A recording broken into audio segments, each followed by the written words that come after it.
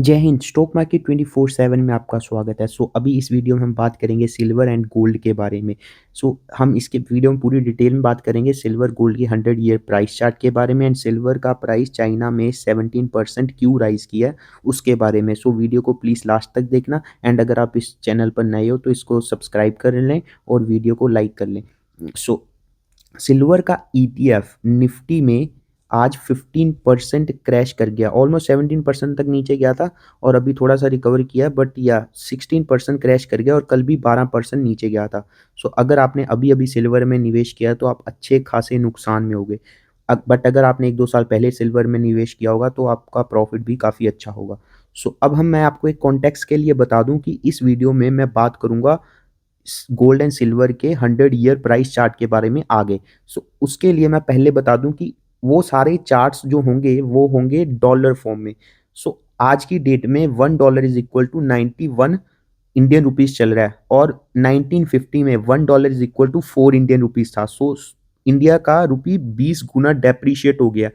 अगर आपको चार्ट्स में लगे ऐसा कि हमारे पेरेंट्स या ग्रैंड पेरेंट्स ने 1980 में गोल्ड या सिल्वर लिया था वो तो बहुत ज़्यादा बढ़ गया, तो ऐसा नहीं हुआ क्योंकि इंडियन रुपी के प्राइस बहुत ज़्यादा डेप्रिशिएट कर गए। इंडिया में आपके आपके पेरेंट्स ने जो गोल्ड लिया था उसके वैल्यू बढ़ गई क्योंकि इंडियन रुपी की वैल्यू डेप्रिशिएट हो गई है, कम हो गई है। हम बात कर लेते हैं सबसे पहले सिल्वर के यूज केस। सिल्वर का बेसिकली यूज होता है मोस्टली इंडस्ट्रीज में और हमारे डेली यूज की चीज़ों में, जैसे स्मार्टफोन्स में, पीवी सेल्स में, ईवीज में, सोलर सेल्स में, प्लास्टिक्स में और हॉस्पिटल के कुछ चीज़ों में। ये सारी चीज़ें वो हैं जो अगर इनके सभी के प्राइस बढ़े आम आदमी को इसका फर्क पड़ेगा। इन्फ्लेशन बहुत ज़्यादा बढ़ जाएगी अगर एकदम से सिल्वर के प्राइसेस बहुत ज़्यादा स्पाइक कर जाएं।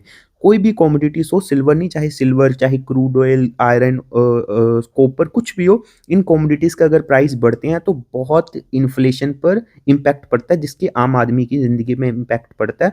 पूरी दुनिया की सरकारें नहीं चाहेंगी कि ऐसा हो। अगर इन कॉमोडिटीज के प्राइस बढ़ते हैं तो सरकारों को इंटरवेंशन करना पड़ेगा और इनके प्राइसेस को नीचे लेकर आना पड़ेगा। इस बात का हमेशा ध्यान रखें। अब हम बात कर लेते हैं सिल्वर के 100 ईयर प्राइस चार्ट के बारे में। ये सिल्वर का 100 ईयर प्राइस चार्ट है जिसमें आप क्लियरली देख सकते हो जो सिल्वर ने 1980 में हाई लगाया था ना, वो सिल्वर ने 2025-26 में उस हाई को क्लेम किया है। सोचो, सिल्वर को 45 साल लग गए डॉलर फॉर्म में अपने 1980 के हाई को क्लेम करने में और बीच बीच में सिल्वर 90% तक गिरा है। It is very normal for silver to crash 90%। मतलब 90% तक गिरना सिल्वर के लिए कोई बड़ी बात नहीं है। आप इस बात का हमेशा ध्यान रखें, ये ऐसी कॉमोडिटीज बहुत ज़्यादा वॉलेटाइल होती हैं। अब हम बात कर लेते हैं जो चाइना में सिल्वर का प्राइस है। आज आपने देखा अभी निफ्टी में सिल्वर 20 का प्राइस 16% क्रैश कर गया, बट चाइना में 17% ज़्यादा है सिल्वर का price as compare to India. ऐसा क्यों? क्योंकि क्योंकि चाइना फिजिकल सिल्वर में डील करता है, ना कि आपकी तरह ETF में पेपर्स में डील नहीं करता चाइना। क्योंकि सिल्वर की डिमांड बहुत ज़्यादा है इंडस्ट्रीज में। आज के टाइम पर आपने देखा AI का जमाना आ रहा है और AI में क्या चाहिए? चिप्स चाहिए। चिप्स में क्या यूज़ होता है? सिल्वर यूज़ होता है और बहुत सारी ऐसी चीज़ों में सिल्वर यूज़ होता है जिसकी डिमांड्स बहुत हाई है इस टाइम पे। चाइना फिजिकल सिल्वर को स्टोर करा है। मैंने आप 2-3 दिन पहले 3-4 वीडियो बनाई थी, जब सिल्वर क्रैश नहीं हुआ था उससे पहले बनाई थी। उस वीडियोज़ में मैंने बताया था कि सिल्वर क्रैश हो सकता है क्योंकि चाइना ने इतना ज़्यादा रिजर्व कर लिया ना सिल्वर को, और वो भी फिजिकल सिल्वर को। जब वो डंप करेगा ना मार्केट में तो सिल्वर क्रैश कर सकता है। तो चाइना ने क्या किया? चाइना ने अभी अपने एक्सपोर्ट पर रिस्ट्रिक्शंस लगा दी हैं और China one of the largest producer of silver है। चाइना बहुत ज़्यादा सिल्वर प्रोड्यूस भी करता है और उसको रिफाइन भी करता है। उसके लिए चाइना ने बैन लगा दिया, न्यू सिल्वर एक्सपोर्ट पे बैन लगा दिया। और सेकंड, चाइना की इंडस्ट्रीज, क्योंकि चाइना एक इंडस्ट्री फैक्ट्री है दुनिया की, चाइना की ऑलरेडी सिल्वर की बहुत ज़्यादा डिमांड रहती है। चाइना में ऑलरेडी इतनी ज़्यादा डिमांड रहती है, पूरी दुनिया हमेशा इसमें रहती है। जब भी सिल्वर या कॉमोडिटीज़ के प्राइस क्रैश करते हैं तो चाइना आ जाता है और उसको बाय कर लेता है, क्योंकि चाइना में तो ऑलरेडी डिमांड है ही उन चीज़ों की। चाइना बाय करते लेता है। पर इस बार चाइना के स्टॉक एक्सचेंज ने सिल्वर पर ट्रेड पूरी तरह से बंद कर दिया जिस दिन सिल्वर क्रैश हुआ था, और इस कारण सिल्वर 20-30% और ज़्यादा क्रैश हो गया। सो इस बात का ध्यान रखिए, सिल्वर का क्रैश होने का कारण सबसे बड़ा चाइना भी है, और चाइना के लोग भी भर भर के सिल्वर ले रहे हैं इस टाइम पे, क्योंकि वहाँ पर आपको आपको पता होगा जो चाइना की प्रॉपर्टी मार्केट है, प्रॉपर्टी में लोग वहाँ पे ज़्यादा इन्वेस्ट करते थे, वो बहुत अच्छे दौर से नहीं जा रही, प्रॉपर्टीज के प्राइसेस नीचे आ रहे हैं चाइना में। सो लोग आजकल सेफ हेवन में गोल्ड में और सिल्वर में बाय करें फिजिकल, वो पेपर पेपर पे ट्रेड नहीं करे। सपोज करो आपके पास आज ईटीएफ है, आपने उसकी चेन बनानी है, कैसे बनाओगे चेन, आपके पास तो सिल्वर है ही नहीं, आपको पता ही नहीं आपका सिल्वर है कहाँ, बट चाइना के लोग या चाइना की गवर्नमेंट फिजिकल सिल्वर बाय करिए, ना कि पेपर वाला सिल्वर। सो और चाइना में अभी लूनर ईयर भी आ रहा है, जो चाइना का नया साल होता है 17 फरवरी को आएगा, लोग उस पे भी, जैसे हमारे यहाँ पर दिवाली पे लोग बाय करते हैं गोल्ड एंड सिल्वर को, चाइना के लोग उस अपने अपने वाले चाइना वाले न्यू ईयर पर गोल्ड एंड सिल्वर को बाय करते हैं। सो अब हम बात कर लेते हैं गोल्ड के प्राइस की। आज के दिन गोल्ड का प्राइस निफ्टी पर गोल्ड 20 का ईटीएफ का प्राइस 4% नीचे है, बीच में काफ़ी और नीचे गया था, अभी थोड़ा सा रिकवर किया है, और कल भी इतना ही नीचे था। सो गोल्ड ने भी पिछले 3-4 दिनों में हैवी करेक्शन दिखाई है, और जो गोल्ड और सिल्वर की जो करेक्शन है ना, ऐसी करेक्शन सदियों में आती है, मतलब 100 सालों में 1-2 बार आती है ऐसी करेक्शन।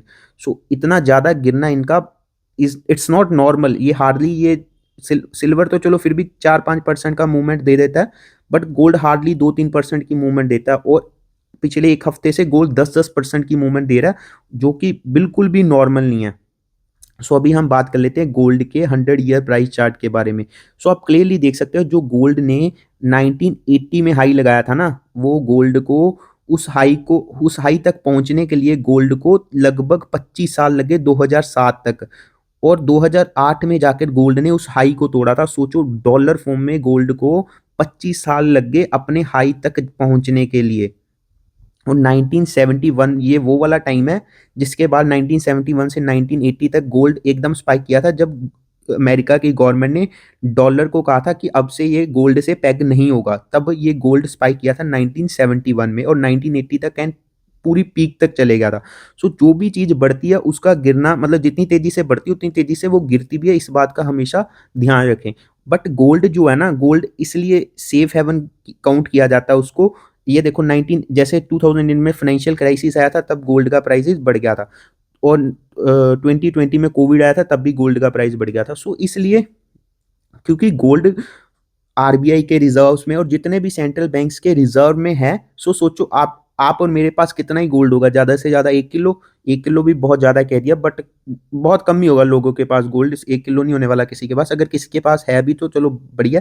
बट गवर्नमेंट्स के पास हजार हजार टन सोना पड़ा है, इंडिया के पास 80 टन सोना है, और यूएसए की गवर्नमेंट के पास उनके सेंट्रल बैंक के पास 8,000 टन सोना है। सोचो इतना ज्यादा सोना है, अगर मतलब गोल्ड के प्राइस क्रैश कर जाएं, तो सोचो उनकी उनकी कितनी वेल्थ मतलब खत्म होगी। हमारा तो कुछ भी नहीं इतना जाने वाला जितना उनका नुकसान होगा। सो इसलिए गोल्ड का प्राइस गिरना काफी मुश्किल है, और गोल्ड और सिल्वर इनका पता क्या है, ये किसी माइन से निकलते नहीं है। जैसे जैसे जिंक की माइनिंग हो रही है, उसका बाई प्रोडक्ट होते हैं ये डायरेक्ट नहीं निकलते, बाई प्रोडक्ट है। सिल्वर एक बाई प्रोडक्ट है। जैसे हिंदुस्तान जिंक आपको पता है सिल्वर का जैसे बहुत बड़ा प्रोड्यूसर है इंडिया में और पूरी दुनिया में भी, और वो जिंक निकालता है, जिंक के साथ हल्का सा सिल्वर निकलता है। सो ये चीज बाई प्रोडक्ट है, सो इसलिए थोड़ी सी इनकी स्केर्सिटी रहती है हमेशा, इसलिए भी थोड़ा सा इनके प्राइसेस हाई रहते हैं। सो इन बातों को भी जरूर ध्यान रखें। बीच बीच में गोल्ड एंड सिल्वर में 5-5, 10-10 साल, 20-20 साल ऐसे भी आते हैं जिनमें गोल्ड एंड सिल्वर कोई रिटर्न नहीं देते। सो इन चीज़ों को आपका पता होना चाहिए, आपको हिस्ट्री से हमेशा लेसन लेना चाहिए, क्योंकि 90% हिस्ट्री रिपीट ही होती है, 10% ही ऐसा होता है जब हिस्ट्री क्रिएट होती है। सो इन बातों का ध्यान रखें। सो ये आप गोल्ड का यूसेज देख सकते हो। 47% ज्वेलरी, 37% इन्वेस्टमेंट, और थोड़ा सा इलेक्ट्रॉनिक्स एंड मेडिकल अदर चीज़ों में भी यूज़ होता है gold.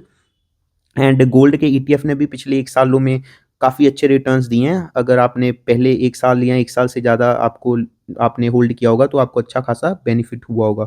So thanks for watching this video. अगर आपको वीडियो अच्छी लगी है तो आप लाइक कर दें, और अगर आप यहाँ तक आ गए हैं तो प्लीज़ चैनल को सब्सक्राइब कर लें। जय हिंद।